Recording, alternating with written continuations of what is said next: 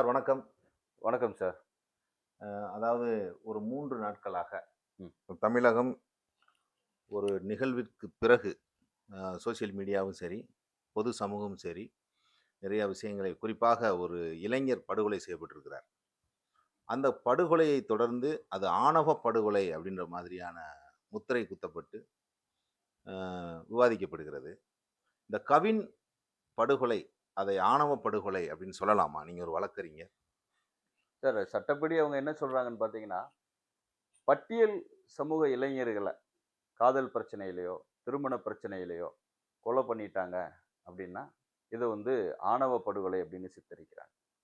ஆனா என்ன பொறுத்தளவுல நான் என்ன சொல்றேன் அப்படின்னா, யார் வந்து சாதி இல்ல, நமக்கு வந்து எல்லாருமே ஈக்குவல் தான் அப்படின்னு நினைக்கிறான் பார்த்தீங்களா? ம், அவன் லவ் பண்ணும்போது ம், இன்னொருத்தன் அவனுடைய சாதிய குறிப்பிட்டு ம், அவன கொலை பண்ணிட்டான், ம், அவன அட்டாக் பண்ணான்னா, அத வந்து நீங்க ஆணவ படுகொலை அடக்கலாம். உதாரணமா இப்போ வந்து கவின் படுகொலைய பொறுத்தளவுல வந்து, ம். கவின் வந்து ஒரு குறிப்பிட்ட சமூகம், தேவேந்திரகுல வேளாளர் சமூகத்தைச் சேர்ந்தவர். நான் என்ன கேட்கிறேன், இதே தேவேந்திரகுல வேளாளர் சமூகத்திற்கு, நீங்க உங்களுக்கு கீழ இன்னும் சில சமூகங்கள் இருக்குன்னு நெனைக்கிறீங்க.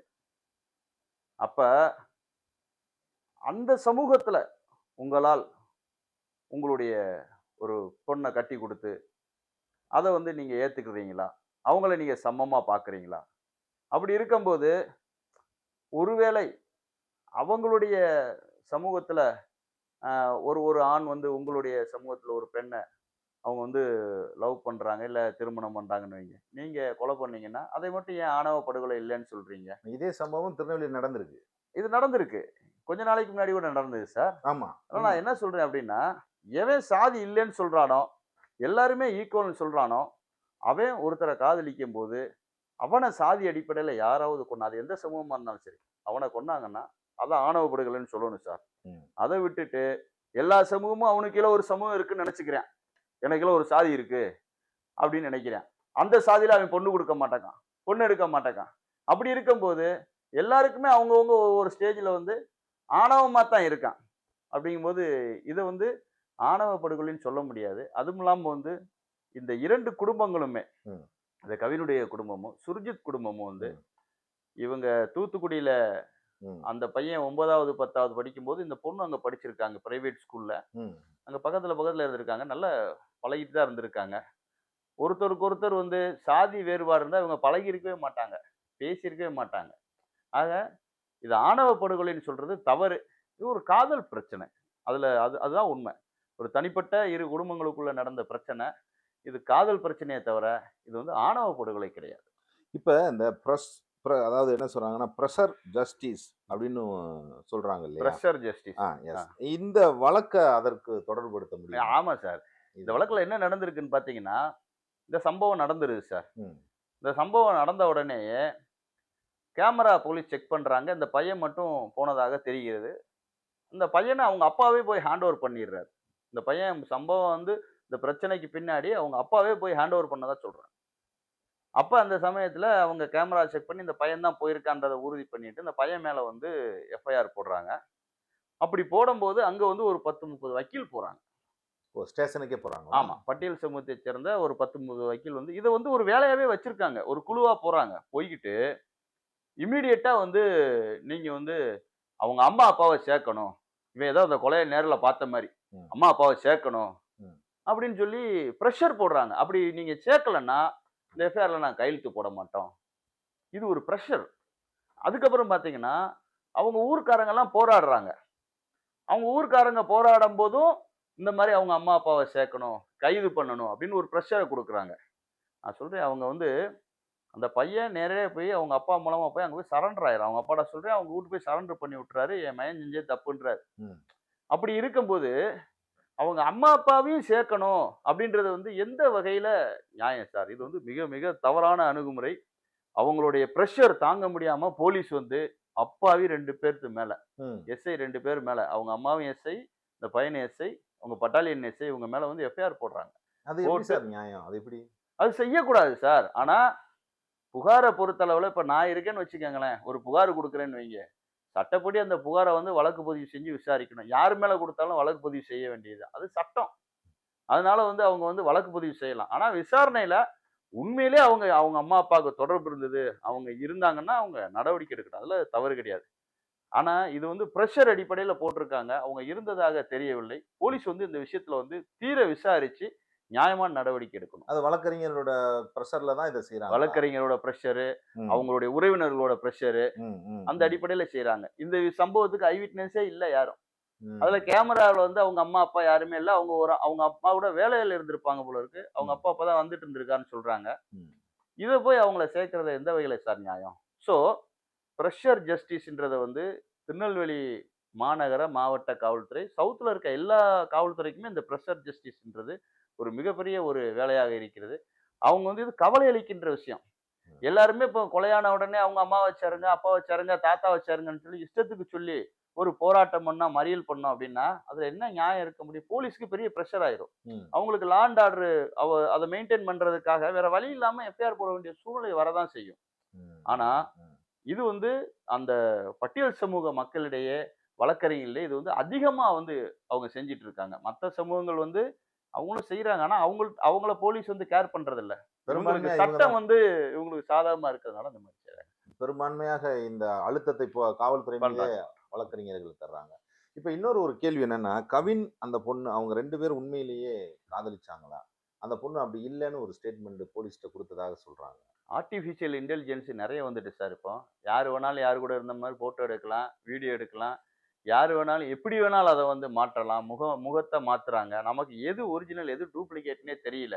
ம். WhatsAppல வரக்கூடிய ஃபோட்டோவ வச்சுக்கிட்டு நம்ம ஒரு பொண்ணையோ, அந்த பையனையோ வந்து விமர்சனம் பண்றதே தவறான விஷயம். அது போலீஸ் விசாரணையில தெரிஞ்சிரும். 2வது அப்படியே இருந்தா கூட வந்து அதுக்கும் அந்த வழக்குக்கும் என்ன சார் இருக்கு? அது தனி மனித உரிமை. அதுல நம்ம தலையிடுறதே தவறு. ம், ஆனா, ம். அத காரணம் காட்டி இந்த இந்த பெண்ண வந்து நெறைய பேர் வந்து திட்டுறாங்க. ஒரு பெண் வந்து அவங்க காதலிச்சாங்கன்னு கூட வச்சுக்கணும் சார். ம், ம், அது என்ன ம். பாவமா சார்? அது என்ன ம், பாவமா? ம், ம், அதனால ம். இத வந்து இந்த இந்த மாரி சொல்றது வந்து தவறான விஷயம். அதேபோல வந்து இன்னொன்னும் பார்த்தீங்கன்னா, அந்த பையனையும் சில பெண்களோட சேர்த்து சில ஃபோட்டோஸ்லாம் வந்துட்டு இருக்கு. நெறைய அவங்க இருக்கிற பகிரப்படுது. மாரி இருக்கு. ம், ம். அதையும் நம்ப முடியாது. அது உண்மையா? இல்ல யாரும் அத வந்து இது பண்ணி மார்பிங் பண்ணி போடுறாங்களா? அப்படின்றதெல்லாம் தெரியல. இந்த விஷயத்த வந்து டோட்டலா வந்து அறிவுபூர்வமா தான் இத அப்ரோச் பண்ணணும். காவல்துறை வந்து இத விசாரிச்சு இது உண்மையா பொய்யான்னு கண்டுபிடிக்கட்டும். நம்ம வெறுமனே வரக்கூடிய WhatsAppல வரக்கூடிய செய்திகள பார்த்து அது உண்மை பொய்யின்ட்டு நம்ம அத வந்து நியாயம் பேச வேண்டிய அவசியம் வந்து இரு தரப்புக்குமே வேண்டாம். ம். இப்ப இந்த படுகொலை நிகழ்வுக்கு பிறகு சுஜித்துடைய குடும்பத்தை விமர்சிக்கும்போது, சுஜித் ஒரு குறிப்பிட்ட சாதியை சேர்ந்தவர் அப்படின்றதுனால, ஒட்டுமொத்த சமுதாயத்தையும், சுஜித்துடைய ஒட்டுமொத்த தமிழகத்தில் இருக்கக்கூடிய சமுதாயத்தையும் குறை சொல்லுகிற போக்கு இருக்கு. கடுமையான வார்த்தைகளால், "ஏன் இந்த சமுதாயத்துல ஜனநாயகவாதிகளே இல்லையா?" அப்படின்னு ஒரு சாமானியர்கள் கூட அத கேட்டு எழுதுறாங்க. இது இந்த போக்கு சரியா சார்? மிக மிக தவறான விஷயம் சார். ம், இதுல வந்து சினிமாக்காரன் வந்து சொல்றான். ம், அது வந்து ஆதிக்க சாதின்னு கொண்டு வர்றான். இன்னும் ஒரு 2, 3 டைரக்டர் சொல்றான். இதெல்லாம் என்ன எத போய்னா, இரு சமூகங்களுக்குள்ள பிரச்சனை இழுத்து வரக்கூடிய ஒரு வழி. 2 சமூகமும் நிம்மதியா இருக்கக்கூடாது அப்படின்றதுக்கான வழி. இது ஆட்டோமேட்டிக்கா இந்த செஞ்சத யாருமே நியாயப்படுத்தல சார். சுர்ஜித் அத செஞ்சிருந்தான்னா, அவன் தண்டிக்கப்பட வேண்டியவன். அவன் செஞ்சது தப்பு. அந்த பையன் வந்து பாவம். அதெல்லாம் செய்யக்கூடாது. அந்த பையன் நல்லா படிச்ச பையன். ரூ. 2,00,000 சம்பளம் வாங்குனதா சொல்றாங்க. அவன் ஒரு ஐடில வேலை பார்த்திருக்கான். உனக்கு அந்த பையன புடிச்சிருந்தா நீ கட்டி குடு. முடியலையா, நீ வேணாம்னா உன் பொண்ண வேற இடத்துல கட்டி குடு. அப்படி இல்ல அப்படின்னு சொன்னா, போலீஸ்ல போய் கம்ப்ளைண்ட் குடு. அந்த பையன் மேல. இந்த பையன் என் பொண்ண டார்ச்சர் பண்றான் அப்படின்னு கம்ப்ளைண்ட். அத விட்டுட்டு ஒரு உயிர எடுக்கிறதுக்கு யாருக்கும் அந்த நாட்டுல அதிகாரம் கிடையாது சார். உயிர் எடுக்கிறதுக்கு என்ன சார் இருக்கு? அந்த பையனுக்கு, கவின் குடும்பத்திற்கு வந்து நீதி கிடைக்க வேண்டும். அதுல வந்து தேவர் சமூகம் ஒட்டுமொத்தம் அந்த பையனுக்கு ஆதரவு தெரிவிக்கிறோம். அதே வேளையில நாங்க என்ன சொல்றோம்னா, இதுக்காக இந்த வெட்டினவரு தேவர்ன்னு சொல்றீங்க. இறந்து போனவரு தேவேந்திர குல வேளாளர்ன்றீங்க. ம். அப்படி இருக்கும்போது, ஒட்டுமொத்த தேவர் சமூகத்தையும் குறை சொல்ல வேண்டியதுக்கு என்ன? அந்த பெண்மணிகள குறிப்பிட்டு சொல்லும்போது, இந்த சாதியே இப்படின்றான். களவாணி சாதின்றான். இதெல்லாம் தேவையில்லாத விமர்சனம் சார். இதெல்லாம் தேவையில்லாத விமர்சனம். இரு சமூகங்களுக்குள்ள ஏன் இப்படி பகை இழுத்து விட துடிக்கிறீங்க? ம். உண்மையிலேயே அந்த பையன் இறந்து போன பையனுக்கு நான்லாம் உண்மையிலே ரொம்ப வருத்தப்படுறேன். அந்த குடும்பத்துக்கு உண்மையிலேயே வந்து எங்களால ஆதரவு சொல்ல முடியல. ஆறுதல் சொல்ல வார்த்தையே கிடையாது. உயிர் போயிட்டு சார். ம். உயிர் போயிட்டு. அவங்க அவங்க பேசுறாங்க. சில விஷயங்கள்லாம் பேசுறாங்க. ஆனா உயிர் போயிட்டு. அதுதான் உண்மை. அந்த பையனுக்கு ஆதரவா இருப்போம். அதே சமயத்துல ம். எந்த காரணத்தைக் கொண்டும் ம். இந்த சம்பவத்தை வைத்து ம். ஒட்டுமொத்த தேவர் சமூகத்தையும் அரசியல்வாதிகளோ, ம். டைரக்டரோ, ம். சினிமா நடிகர்களோ, ம். இல்ல இந்த புரட்சி போராளி, பொது போராளின்னு சொல்லிட்டு இருக்கவங்களோ, குறை ம். சொல்றதுக்கு அனுமதிக்க மாட்டோம் சார். ம். ம். நாங்க அப்படி ம். கிடையாது. அதாவது ஒட்டுமொத்த சமூகத்தையுமே குறை சொல்லும் போக்கு வந்து சமூக ஊடகத்துல ரொம்ப இருக்கு சார். குறிப்பாக சொன்னா, அப்படி ஒரு குறை சொல்லுகிறவர் தேவராகவும் இல்லை, தேவேந்திர குல வேளாளராகவும் இல்லை. வேறு ஒரு இழுத்துடுறேன். சமூகத்தை சேர்ந்தவர் அப்படி அந்த சமூகத்தை விமர்சிக்கிறார். அது ரொம்ப வருத்தக்கூடிய போக்கா இருக்கு. ஆனா இதற்காக கவினுக்காக நீதி கேட்கும் சில அமைப்புகளிலிருந்து எழுதுபவர்கள் முழுமையாக தேவர் சமூகத்தை சேர்ந்தவர்களாகத்தான் இருக்கிறார். நான் இந்த இந்த காணொளி வாயிலாக உங்ககிட்ட நான் பகிர்ந்துக்கிற விரும்புறேன். ஏன்னா நீங்க அத கடுமையா எதிர்க்கிறீங்க. அது ரொம்ப சரியா சார், இருக்கு. சாத்தான்குளத்துக்கு நீதி கேட்டு போராடியது வந்து தேவர் சமூகம். ஆமா. சாத்தான்குளத்துல இறந்து போன ஒரு நாடார் சமூகம். நீதி கேட்டு போராடியது தேவர் சமூகம். இப்ப அஜித் அடித்துக் கொல்லப்பட்ட விவகாரத்துல முதல் வீடியோ விட்டது நேதாஜி சுபாஷ் மகாராஜா. அதை மறந்துடக்கூடாது. நீங்களே எடுத்திருக்கீங்க. கண்டிப்பா, கண்டிப்பா. அதே போல வந்து இந்த விவகாரம் பெரிய லெவல்ல போய் அவங்களுக்கு தண்டனை கிடைப்பதற்கு காரணமாக இருந்தது இன்னொரு சமூகத்தை சேர்ந்தவர்கள். பல்பீர் சிங் வழக்குல பாதிக்கப்பட்டது வந்து அதிகமா பாதிக்கப்பட்டது பட்டியல் சமூகம். அதை எதிர்த்து போராடியவர்கள் பிற்படுத்தப்பட்ட சமூகமும் பறையர் சமூகத்தை சேர்ந்த நெல்சனும். அதை மறந்துடக்கூடாது சார். எந்த விஷயமா இருந்தாலும் சரிதான். சரி என்றால் சார்ந்து இருப்போம் சார், தவறு என்றால் தட்டி கேட்போம். அதுல என்ன இருக்கு? கண்டிப்பா, கண்டிப்பா. அப்புறம் இன்னொரு இறுதி கேள்வி. அதாவது கவின் உங்களோட அப்பா என்ன சொல்றாரு அப்படின்னா, சுஜித்துடைய தாய் தந்தையர்களுக்கும் இந்த கொலையில் சம்பந்தம் இருக்கு. எனவே அவர்களையும் வழக்கில் சேருங்கள் அப்படின்ற மாதிரி ஒரு கருத்து சொல்றாரு. சார், நீங்க நல்லா யோசிச்சு பாருங்க. அவங்களுடைய பேரண்ட்ஸ் சொல்றாங்க, சுர்ஜித்தோட பேரண்ட்ஸுக்கு தொடர்பு இருக்கு அப்படின்னா, அவங்களுக்கு வந்து தொடர்பு இருக்குன்றது ஆணித்தரமா சொல்றாங்க. அப்படின்னா அவங்களுக்கு முன்னாடியே தெரிஞ்சிருக்கு. இவங்க ஏதோ பண்ண போறாங்க அப்படின்றதெல்லாம் தெரிஞ்சிருக்கு. அப்படி இருக்கும்போது அவங்க பையனை அந்த பொண்ணு இருக்கிற இடத்துக்கு அனுப்பி வைப்பாங்களா? அவங்க இருக்கிறது தூத்துக்குடி மாவட்டத்துல வந்து இருக்கிறாங்க சார். தூத்துக்குடி மாவட்டத்துல திருச்செந்தூர் பக்கம் அவங்க இருக்கிறாங்க சார். அங்கிருந்து கிட்டத்தட்ட ஒரு 50 கிலோமீட்டர் தள்ளி தான் இந்த பொண்ணு கேடிசி நகர்ல இருக்கு. இந்த பொண்ணு வந்து சித்தா டாக்டரா இருக்கு. ஒரு ஆஸ்பத்திரி வச்சிருக்கிறாங்க.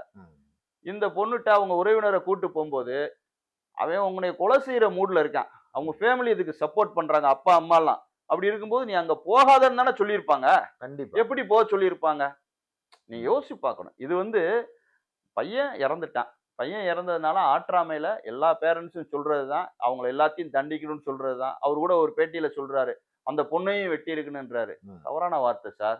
இது தவறான வார்த்தை. அந்த பொண்ணு என்ன சார் பண்ணும் பாவம்? அந்த பொண்ணு என்ன இந்த சின்ன பையன் சுர்ஜித் பண்ண வேலைக்கு அவங்க பேரண்ட்ஸ் என்ன பண்ணுவாங்க? அந்த பொண்ணு என்ன பண்ணும்? இத வந்து கொஞ்ச நாள் கழிச்சு அவங்க உட்கார்ந்து ஒழுங்கா திங்க் பண்ணி பார்த்தாங்கன்னா, இது மாரி தோணாது. இது வந்து அந்த பையன் செஞ்ச விஷயத்த வந்து யாரும் நியாயப்படுத்தல. அதே வேளையில தவறானவர்கள இந்த வழக்குல சேர்ப்பத வந்து வன்மையா எதிர்க்கிறோம். அது தவறானவர்கள சேர்க்கக்கூடாது. இப்ப நாங்கலாம் எத்தனையோ பிரச்சனைக்கு போயிருக்கோம். தேவர், தேவேந்திரர் மோதல்ல போயிருக்கோம். எத்தனையோ தேவர் இறந்து போயிருக்கான். அந்த மாரி சமயத்துல நாங்க சொல்ற ஒரே விஷயம் இதுதான். நீங்க தவறி கூட வந்து ஒருத்தனோட வீட்ல உள்ளவங்கள சேர்க்கிறது, அதேபோல வந்து யாரையும் வந்து அநியாயமா வழக்குல அவர் ரவுடியா இருந்தா கூட, அநியாயமா சேர்க்கிறதெல்லாம் செய்யாதீங்க. ஆதாரம் இருந்தா செய்யுங்க. ஏன் இந்த ஒரு மெச்சூரிட்டி வரலன்றது தான் எங்களுடைய கேள்வி.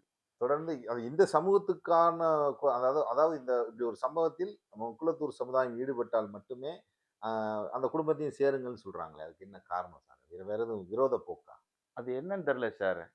பொதுவாவே பார்த்தீங்கன்னா, முக்குளத்தோர் சமூகம் மட்டும் தான் வந்து ஒரு இவன் பாதிக்கப்பட்டான். முக்குளத்தோர்ல ஒருத்தன் செத்து போயிட்டான். கொலை செய்யப்பட்டு விட்டான்னா, அக்யூஸ்ட மட்டும் கைது பண்ணுங்க. வெட்டுனவன புடிங்க.